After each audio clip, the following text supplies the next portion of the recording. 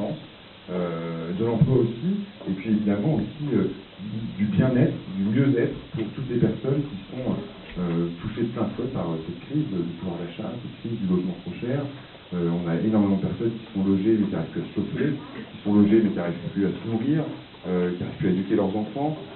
Tout ça, ça coûte extrêmement cher à la société. Alors ici, dans votre région, c'est évidemment une problématique différente.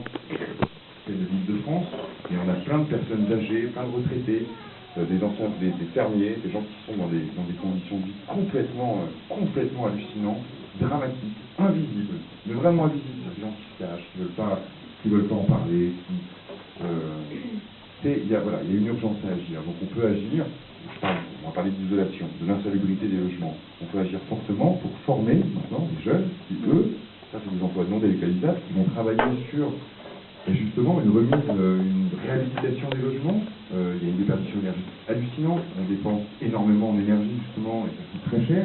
On a des familles par exemple à Sevran qui sont expulsées, non pas parce qu'elles n'arrivent pas à payer leur loyer, mais parce qu'elles n'arrivent plus à payer leur facture d'électricité.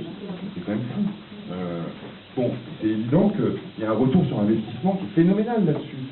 On peut emprunter de l'argent pour agir sur ces questions-là, parce qu'on va gagner de l'argent à moyen terme, long terme. Sauf que les politiques, telles qu'on les connaît, agissent qu'à court terme, pour se faire réélire dans les 3 ans, dans les 4 ans. C'est pas intéressant d'agir sur le JK, est-ce qu'ils votent, est-ce qu'ils votent pas. Nous, on s'en fout sur l'écologie. C'est pas notre problème, qu'ils votent, qu'ils votent pas. Notre problème, c'est l'intérêt général. Notre problème, c'est le bon sens, le pragmatisme. Et si le pragmatisme, le bon sens réclament de la radicalité, et bien cette radicalité, on la porte avec courage.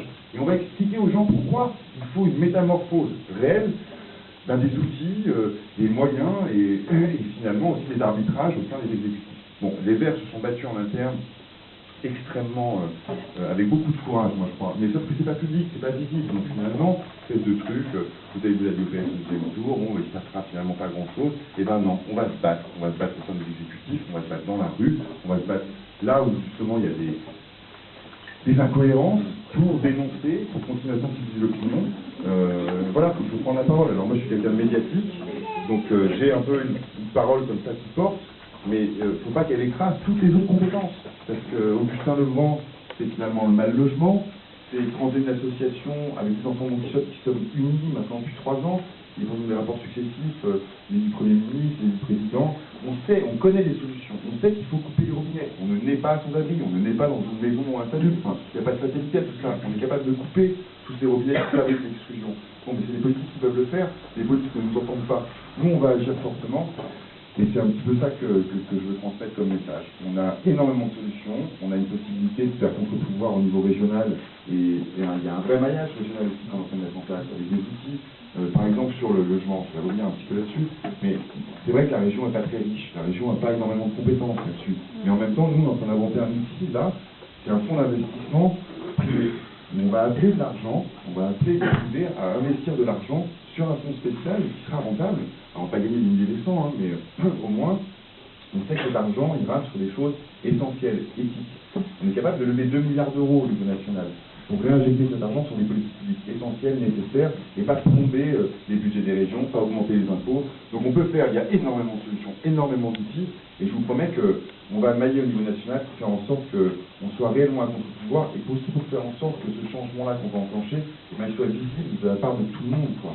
Et d'un seul coup, on raccroche la politique aux citoyens et qu'on renoue avec la confiance. En tout cas, moi, vous avez renoué, vous avez permis ça, vous tous, cet engagement-là, en tout cas, qui est une deuxième corde à mon arc.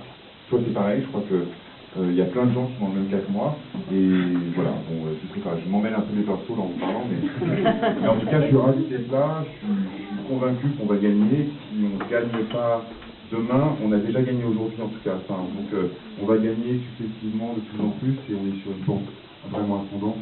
Je suis convaincu que c'est la force de demain, l'Europe écologique. Et ça dépasse les clivages gauche-droite, ça dépasse. Parce que si c'est être de gauche que de dire liberté, égalité, fraternité, bah oui, je suis de gauche, quoi.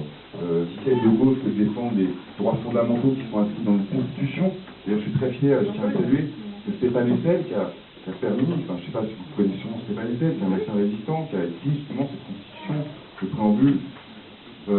Voilà, pour moi, je suis très fier que Stéphane Hessel fasse partie de notre liste à Paris, et qu'on puisse se battre pour des principes fondamentaux qui sont inscrits dans le texte. On se bat pour appliquer la loi finalement. On a tellement de lois qui existent qui ne sont pas appliquées.